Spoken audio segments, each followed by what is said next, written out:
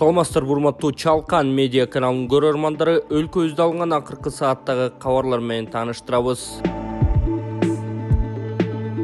Октябрда 730 миңден ашуун жарандын пенсиясы көбөйдү. Октябрь айында Кыргызстанда 735 900 жарандын пенсиясы көбөйдү. Бул тууралуу Социалдык фонддун төрагасынын орун басары Улан Жума уулу 17 октябрда маалымат жыйында билдирди.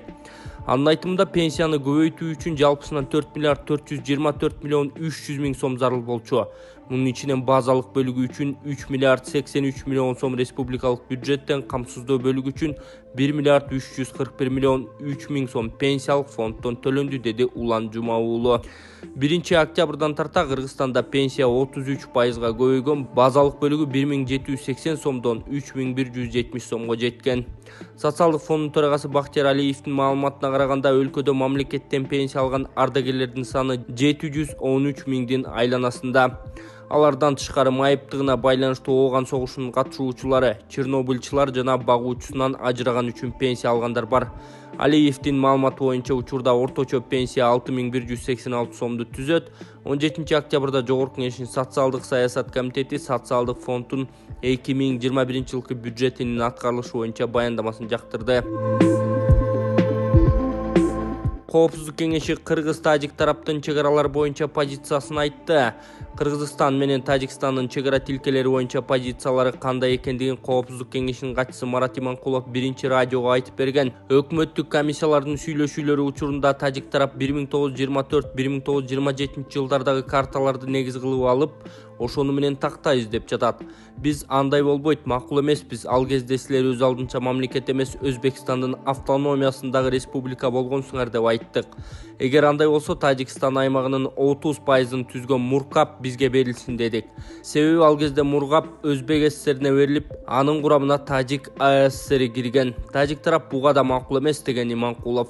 Коопсуздук кеңешинин катчысынын айтымына караганда, Тажик тарап картаны толук эмес, өзүнүн пайдасына колдонгусу келип жатат. Алар Баткен, Лейлек аймактарынын кээ бир жерлерине өздөрүнө гана пайдалуу боло тургандай картаны колдонуп, ал эми башка жерлерди 1991 жылга карап чек араны аныктагысы келип жатат. Тагыраагы мага пайдасы келе турган жерде бир карта менен, ал эми пайдасы жок болсо башка менен чечебиз деген нерсе болуп жатат. Мындай кылбаш керек, деген Марат Иманкулов. Иманкулов Тажикстан менен чек арадагы маселелерди Москванын көмөгү менен чечүүнү мүмкүн болооруна ишеним арткан. Садыр Жапаров көмүрдүн баасынын ашыкча өсүшүнө жол бербөөнү тапшырды. Мамлекет башчы Садыр Жапаров, министрлер кабинетинин төрагасы Акылбек Жапаров баштаган өкмөт мүчөлөрү, мамлекеттик орган жана президенттик администрациянын түзүмдүк бөлүмдөрүнүн жетекчилери менен жолугуп, өлкөнүн 2022-2023 жылдардагы күзгү кышкы жылытуу мезгилине даярдыгы боюнча жумушчу кеңешме өткөрдү. Бул тууралуу президенттин маалымат кызматы кабарлады. Ага ылайык өлкө башчы өкмөттүн өкүлдөрүнөн маалымат алган соң калктын жана экономика тармактарынын энергетикалык ресурстарга болгон муктаждыктарын өз убагында канааттандыруу зарылдыгын белгилеген. Кеңешмеде калкка жана мекемелерге көмүр жеткирүү маселеси да көтөрүлгөн.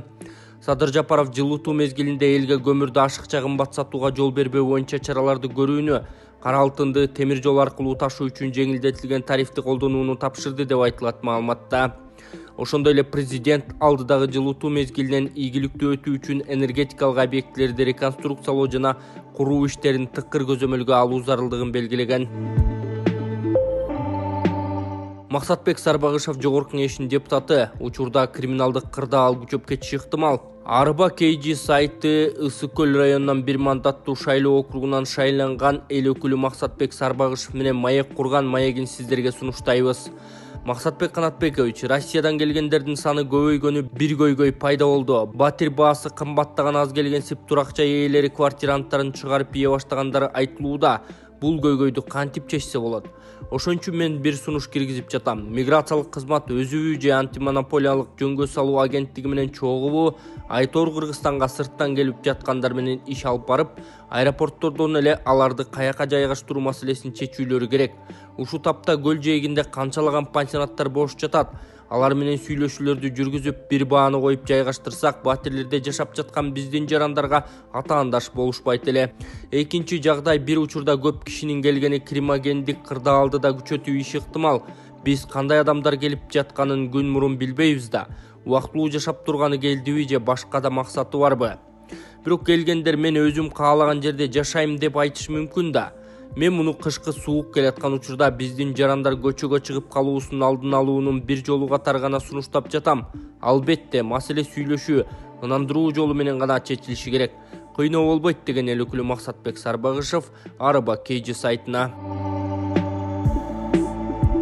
Балыкчы шаарынын мэриясы Түштүк Кореялык Койка менен кызматташууну баштады. Балыкчы шаардык мэриясы Корея эл аралык кызматташтык агенттиги менен иштешип баштоодо.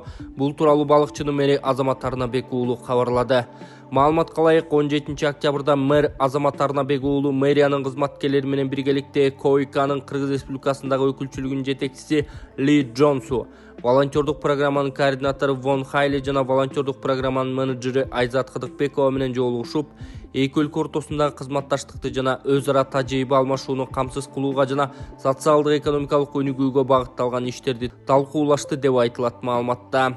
Ошондой эле балыкчы шаардык мэриясынын социалдык бөлүмүнүн демилгеси менен WFK ыктыярчылык программасы аркылуу балыкчы шаарына Түштүк Корея өлкөсүнүн ыктыярчы Со Юнжи 1 жылдык мөөнөттүк келишим аркылуу келип, мэрия менен жаштар саясаты боюнча тыгыз байланышта иш алып барат. Ал жергиликтүү өз алдынча башкаруу органынын кызматы, элдин жашоо турмушу, маданияты, көйгөйлөрү жана жетишкендиктери менен таанышып, жаштарга корей тилин жана долбоорлор менен иштөөнү үйрөтмөкчү. Белгилей кетсек, Корея эл аралык кызматташтык агенттиги 1991 Корея Республикасынын өкмөтүнө гранттык программаларды көрсөтүүгө арналган мамлекеттик орган катары түзүлгөн. Койка жакырчылык менен күрөшүү жана өнөктөш өлкөлөрдүн туруктуу социалдык экономикалык өсүшүн колдоого умтулат.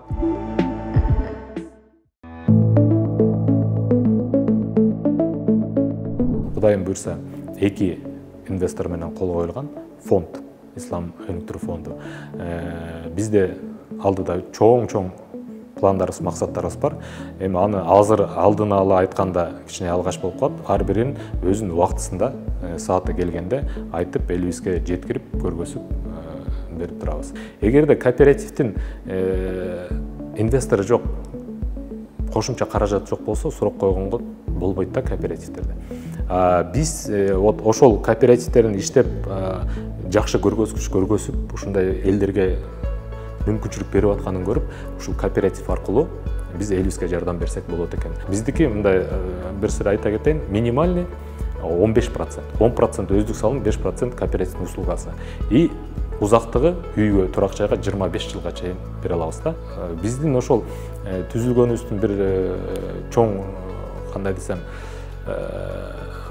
максаты, багыты ошол элибизге азыркы ушул турак жай маселесин чечип, элибизди ушул акылдан алып чыгып кетиш керек.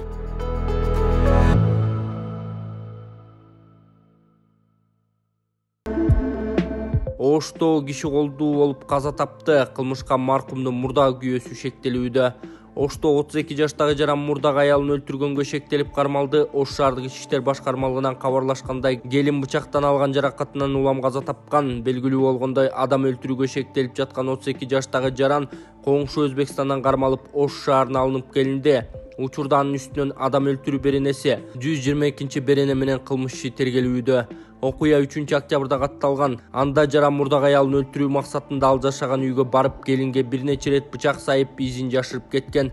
Анын кесепетинен 1998 жылы туулган келин окуя болгон жерде көз жумган.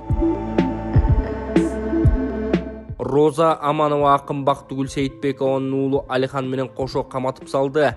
Эл сыйлаган Роза Аманова өзүнүн жердеши Токтогулдук акын Бактыгүл Сейитбекова менен жалгыз уулунун үстүнөн арыз жазып, каматып жиберди. Акын менен уулунун баш коргоо чарасы Октябрь райондук сотунда каралып, 2 айга камоо чечими чыкты. Токтогулдук аттуу баштуу кыргызга төбөсү көрүнгөн инсандар барып Роза Амановага телефон чалып ала албай коюшкан. Эл артистинин мындай кадамга барышынын көпчүлүк эл туура эмес көрүп, интернет желелеринде Роза Амановага нааразычылыгын билдиришүүдө. Азырынча Токтогулдун таланттуу 2 кызынын чыры Токтогул районунда жайгашкан мал базарга байланыштуу экендиги маалым. Баткенде Тажикстандан 2 миллион 750 миң доллар алып чыккандар кармалды. Баткен район Карабаг айылында Тажикстандан аткезчилик жол менен 2 миллион 750 миң доллар алып кирген 4 жаран кармалды. Бул тууралуу УКМКнын маалымат кызматы кабарлады. Билдирмеге караганда Карабак айылында туулган аткезчиликке тиешеси адам катары белгилүү 41 жаштагы жаран айдап келе жаткан Mercedes-Benz үлгүсүндөгү автоунаа токтотулган. Автоунааны тинтүү учурунда жүк салгычынан желим баштыктарга таңгакталып скотч менен оролгон 6 брикет табылган. Анын ичинен Тажикстандан аткезчилик менен алып келген 2 миллион 750 миң доллар чыккан.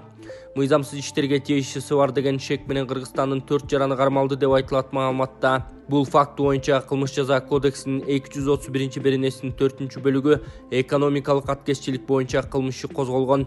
Учурда тиешелүү тергөө жана ыкчам аракеттер көрүлүүдө.